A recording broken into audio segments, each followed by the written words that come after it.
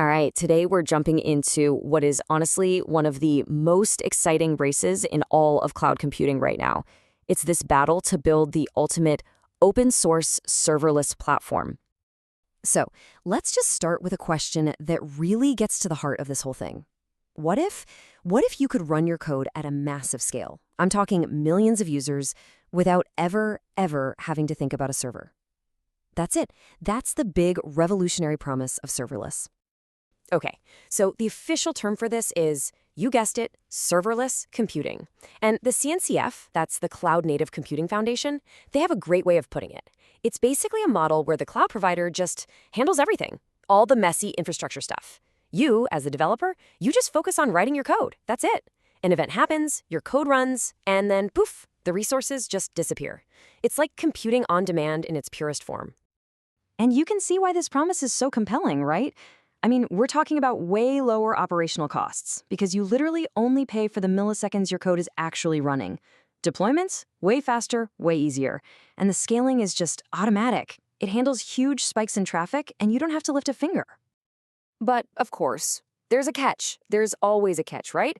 It's this thing called vendor lock-in. See, when you build your awesome new app on a provider like AWS Lambda or Azure Functions, you start relying on all their special tools and services.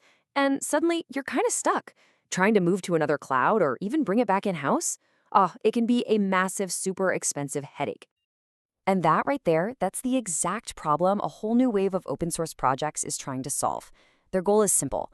Give developers all the power of serverless, but with the freedom to run it absolutely anywhere. Any cloud, your own hardware, you name it. So let's meet the contenders. All right, here we go. Here are 4 of the big players: Nucleo, FaaS, Knative, and Kubeless. Now, I know this table is a lot to take in, so let's just focus on 2 rows that tell a really big story: architecture and scale to zero. First, architecture. You can see right away they all take different approaches. Nucleo, for example, uses this super efficient in-memory thing. Knative, on the other hand, uses what's called a sidecar. You can think of it like a little helper container that runs next to your function just to manage requests. These might seem like small details, but trust me, they have huge performance implications. Now look down at scale to zero. This is a big one. See how only Nucleo and Kubeless have a yes there? That means they can actually scale all the way down to nothing when they're not being used, which is, a huge part of that whole save money promise of serverless. So, okay, we've got different designs, different philosophies, but how do they actually hold up when you put them under pressure? This is where it gets really, really interesting. Yeah, let's just frame this like a race. When that flood of requests comes pouring in, who comes out on top? Who can handle the load with the most speed, the most efficiency?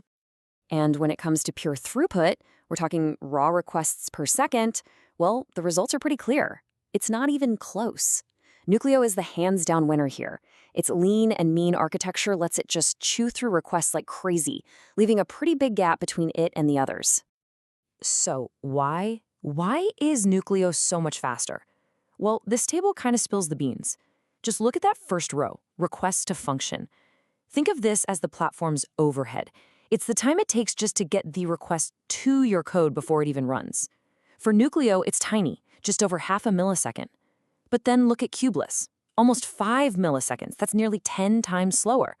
And it's because its design basically creates a whole new process for every single request. That's a huge delay. And here's the kicker. Look at the function runtime.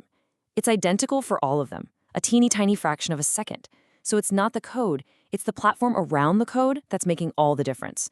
And that latency, it directly hits your users and can actually drive up your costs. Okay, so raw speed is one thing. That's important. But the real magic of serverless, the thing that makes it so powerful, is how it adapts to demand. So let's dig into the next big challenge: auto-scaling. So most of these platforms are built on top of Kubernetes, and they use a built-in feature called the Horizontal Pod Autoscaler, or HPA for short. And the way it works is actually pretty straightforward. You've got this little agent, the kubelet, on each machine, and it's just watching things like CPU usage. The HPA is constantly asking, hey, how are we doing on CPU? And if that usage crosses a line you've set, bam, it tells Kubernetes to spin up more copies or pods of your function to handle the extra load. Simple as that. But here's the interesting part. Even though they're using the same basic tool, these platforms have totally different philosophies on how to use it. Native is aggressive. It sees a spike and it's like, go, go, go, scaling up a bunch of instances all at once. It gets 10 new copies running in just 12 seconds. FaaS, on the other hand, is way more cautious. It's more of a one-at-a-time approach, so it takes more than double the time to get to that same level. And look, neither one is right or wrong. It's a really critical trade-off. It comes down to what you value more. Do you want to meet demand instantly, even if you might overspend a bit? Or do you want to play it safe, control costs, but risk a slower response if you suddenly get slammed with traffic?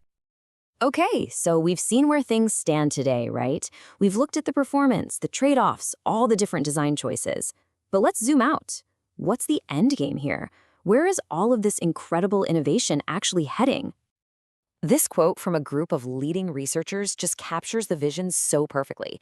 They're predicting that within the next 10 years, we'll get to a point where we can run our apps on what feels like unlimited remote resources, but with all the simplicity of just running it on our own laptop. Think about that. The line between what's local and what's in the cloud could just completely disappear. But to get to that future, we've got some pretty big hurdles to clear. The whole community does. We're going to need way smarter auto-scaling that can actually predict demand instead of just reacting to it. We've got to find better ways to collect all these metrics without clogging up the network. And yeah, we still have to tackle those fundamental challenges, like the dreaded cold start problem, and figuring out better ways to manage state. These are the things we have to solve to truly blur that line between coding for your laptop and coding for the cloud. And this all leads to one last, really fascinating question. If, and it's a big if, but if we solve all these challenges, could serverless just become the default? The invisible, infinitely scalable, super efficient foundation for pretty much all future software? I mean, think about it. That's the real prize in this whole open source race. And it is going to be absolutely fascinating to watch it all unfold.